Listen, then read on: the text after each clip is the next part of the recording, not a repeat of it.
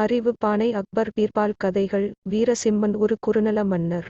சிற்றரசராக இருந்த அவர் அக்பருடைய ஆதிக்கத்தில் இருந்தார். முகலாய சாம்ராஜ்யத்திற்கு கப்பம் செலுத்தி அவர்களுடன் நட்புறவோடிருந்தார். தனது ராஜ்யத்தில் குடிமக்களின் நிம்மதியையே பெரிதாக மதித்த வீரசிம்மன் முகலாயர்களின் அடிமையாக இருந்ததை பொருட்படுத்தவில்லை. ஆனால் அவருடைய ராஜ்யத்தில் இருந்த சில இளைஞர்கள் மன்னர் தன்மானத்தை அடக்குவைத்து விட்டதாக கருதினர். அந்த இளைஞர்கள் தயக்கமின்றி அவரை அணுகி அவருடைய கொள்கைக்குத் தங்கள் கண்டனத்தை தெரிவித்தனர்.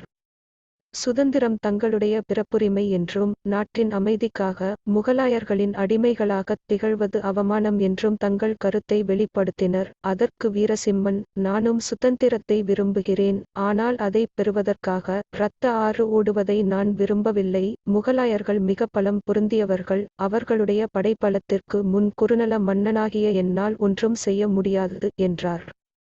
அதற்கு அவர்கள், படைபலத்தை மட்டும் ஏன் ஒப்பிடுகிறீர்கள்? நம்முடைய அறிவினால் முகலாயர்களை வெற்றி கொள்ள முடியாதா என்றனர். நம்மிடம் அத்தகைய அறிஞர்கள் இருக்கிறார்களா என்றார் வீரசிம்மன்.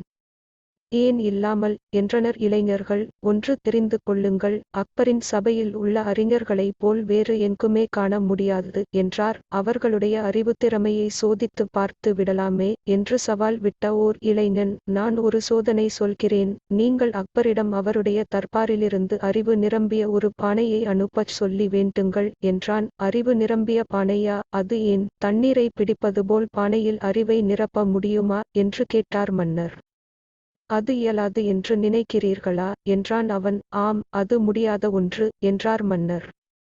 இயலாததை செய்து முடிப்பவன்தான் அறிவாளி. அக்பரின் தர்பாரில் உலகிலேயே சிறந்த அறிவாளிகள் உள்ளனர் என்று சொன்னீர்களே, அத்தகைய தலை சிறந்த அறிவாளிகள் நாங்கள் கேட்டதை செய்யட்டுமே என்று திமிராக கேட்டான் அவன். மன்னரும் வேறு வழியின்றி அதற்கு ஒப்புக்கொண்டார். சில நாட்கள் கழித்து வீரசிம்மன் நன்கு பேசவல்ல ஒரு தூதனை கை நிறைய வெகுமதிகளுடன் அக்பரிடம் அனுப்பினார். வீரசிம்மனின் தூதன் அக்பரின் தர்பாரில் நுழைந்து அவரை வணங்கிவிட்டு தனது மன்னர் கொடுத்தனுப்பியிருந்த வெகுமதிகளை அக்பரிடம் சமர்ப்பித்துவிட்டு மன்னரின் வாழ்த்துகளையும் தெரிவித்தான். வீரசிம்மன் நலமாக இருக்கிறாரா என்று அக்பர் வினவினார். சக்கரவர்த்தியின் தயவு இருக்கும் போது எங்கள் மன்னரின் நலத்தை பற்றி கேட்க வேண்டுமா என்றான் தூதன் பணிவுடன். உங்கள் மன்னருக்கு என் வாழ்த்துகளைத் தெரிவிப்பாய் என்ற அக்பர், மன்னரிடமிருந்து எனக்கு ஏதாவது செய்தி உண்டா என்று கேட்டார். பிரபு, உங்கள் தர்பாரில் பல அறிஞர்கள் நிறைந்துள்ளனர். அதனால் அறிவு நிரம்பிய ஒரு பானையை தயவு செய்து நீங்கள் கொடுத்தருளும்படி எங்கள் மன்னர் வேண்டிக் கொள்கிறார் என்றான் தூதன். அதை கேட்டு தர்பாரில் இருந்தவர் வியப்படைந்தனர். அறிவை எப்படி பானையிலிட்டு நிரப்ப முடியும்? ஆனால் அக்பர் அதை பற்றி தீவிரமாக சிந்திக்கவில்லை. தன் தர்பாரில் ஏராளமான அறிஞர்கள் இருக்கையில் இந்த விஷயத்தை அவர்களே கவனித்துக் கொள்வார்கள் என்று விட்டுவிட்டார். அதனால் அவர் வீரசிம்மன் விரும்பிய பொருள் ஒரு மாதத்திற்குள் அனுப்பப்படும் என்று தூதனிடம் சொன்னார். பிரபு, உங்கள் கருணைக்கு எல்லையே இல்லை. உங்களுடைய ஆதிக்கத்திலிருப்பதை எண்ணி எங்கள் மன்னர் பெருமைப்படுகிறார் என்று தூதனும் சாமர்த்தியமாக அக்பர் மனம் குளிரும்படி பேசிவிட்டு திரும்பிச் சென்றான். அவன் சென்ற பிறகு அக்பர் தன் தர்பாரிலிருந்த அறிஞர்களை நோக்க அவர்களுள் ஒருவர், பிரபு, வீரசிம்மன் கேட்டிருப்பதை கொடுக்க முடியவே முடியாது என்றார். முடியாதது என்று ஒன்றுமே கிடையாது, அதை கொடுத்தே ஆக வேண்டும் என்று அக்பர் கோபத்துடன் கூறியதும் அனைவரும் பயத்தினால் ஒன்றும் பேசாமல் இருந்துவிட்டனர். பிரபு என்று மெதுவாக அழைத்தவாறே எழுந்த பீர்பால், எனக்கு ஒரு 15 நாள் அவகாசம் கொடுங்கள், இந்த சவாலை நான் சமாளிக்கிறேன் என்றார். நிச்சயமாக இதை வெற்றி கொள்ள முடியுமா என்று அக்பர் கேட்டார். நான் எப்போதாவது சொல்லிவிட்டு செய்யாமல் இருந்திருக்கிறேனா என்று பீர்பால் திருப்பி கேட்டதும், நல்ல வேளை, என்னுடைய தர்பாரில் நீ ஒருத்தனாவது அறிவாளியாக இருக்கிறாயே என்று பீர்பாலை புகழ்ந்து விட்டு மற்றவர்களை ஏளனத்துடன் பார்த்தார். அன்று மாலை வீடு திரும்பிய பீர்பால் தன் தோட்டத்தை நன்றாக பார்வையிட்டார்.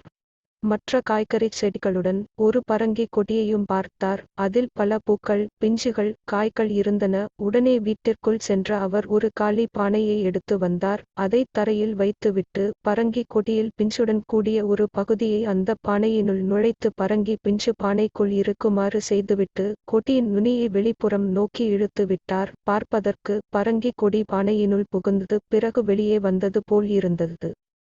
சரியாக இருக்கிறது என்று தனக்குள்ளே சொல்லிக் கொண்ட பீர்பால் தன் மனைவியிடமும் தோட்டக்காரனிடமும் அந்த பானையையும் பரங்கிக் கொடியையும் மிகவும் பத்திரமாக பாதுகாக்கச் சொன்னார்.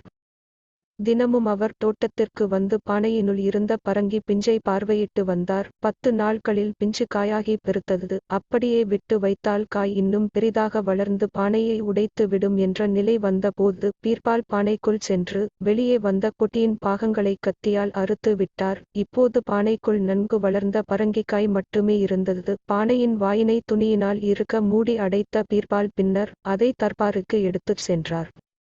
அக்பரிடம் பானையை அளித்த பீர்பால், பிரபு, இதுதான் மன்னர் வீரசிம்மன் விரும்பிய அறிவு பானை, இதை அவரிடம் அனுப்பி வையுங்கள் என்றார். அதை கண்ட அக்பர், என்ன பீர்பால், விளையாடுகிறாயா? பானையில் எப்படி அறிவை நிரப்ப முடியும்? இதற்குள் உண்மையில் என்ன இருக்கிறது என்று ஆர்வத்துடன் அக்பர் கேட்டார். பிரபு, அறிவு பானைக்குள் அறிவுதான் இருக்கும். வீரசிம்மன் பானைக்குள் இருக்கும் அறிவை எடுத்துக்கொண்டு பானையை திருப்பி நமக்கு அனுப்பிவிட வேண்டும். அதை வெளியில் எடுக்கும் போது அது நசுங்க கூடாது, பானையும் உடையக்கூடாது. ஒரு கால் பானை உடைந்து போனால் வீரசிம்மன் 10,000 பொற்காசு அபராதம் செலுத்த வேண்டும். இவை அனைத்தையும் அவருக்கு தெரிவித்து விடுங்கள் என்றார் பீர்பால். என்ன, அபராதம் 10,000 பொற்காசுகளா என்று அக்பர் கேட்டார். அறிவின் விலை மிகவும் அதிகம் பிரபு என்றார் பீர்பால். அவ்வாறே பானையை தூதன் மூலம் கொடுத்தனுப்பிய பின் ஆர்வத்தை அடக்க முடியாத அக்பர், பீர்பால், பானைக்குள் என்னதான் வைத்திருக்கிறாய் என்று எனக்கு கூறு என அவசரப்படுத்தினார்.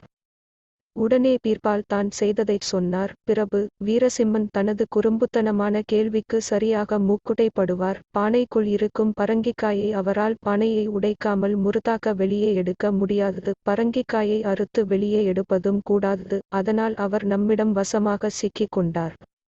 அடப்போக்கிரி என்று பீர்பால் முதுகில் செல்லமாகத் தட்டினார். அக்பர் பானையைப் பெற்ற வீரசிம்மன் பானையினுள் ஒரு பெரிய பரங்கிக்காய் இருப்பதை பார்த்தார். கூடவே அந்த 2 நிபந்தனைகளையும் கேட்டார். பரங்கிக்காயை அறுக்கவும் கூடாதது, அதே சமயம் முறுதாக்க வெளியே எடுக்க முயன்றால் பானை உடையும். உடனே அந்த அதிக பிரசங்கி இளைஞர்களை அழைத்த மன்னர் அறிவு பானையை அவர்களிடம் காட்டி விளக்க அவர்கள் முகத்தில் அசடு வழிந்தது. உங்கள் பேச்சை கேட்டு நானும் முட்டாள் ஆனேன். முன்னமே சொன்னேன், அக்பரின் சபையில் அறிஞர்களுக்கு பஞ்சமில்லை என்று. என் பேச்சை நீங்கள் கேட்கவில்லை. அபராதத் தொகையை ஈடுகட்ட நீங்கள் காலம் முழுவதும் என்னிடம் சம்பளமின்றி உழைக்க வேண்டும் என்றார். பிறகு தலைவிதியை நொந்து கொண்டு அபராதத் தொகையை அக்பருக்கு அனுப்ப அவர் அதில் பாதியை பீர்பாலுக்கு வழங்கினார்.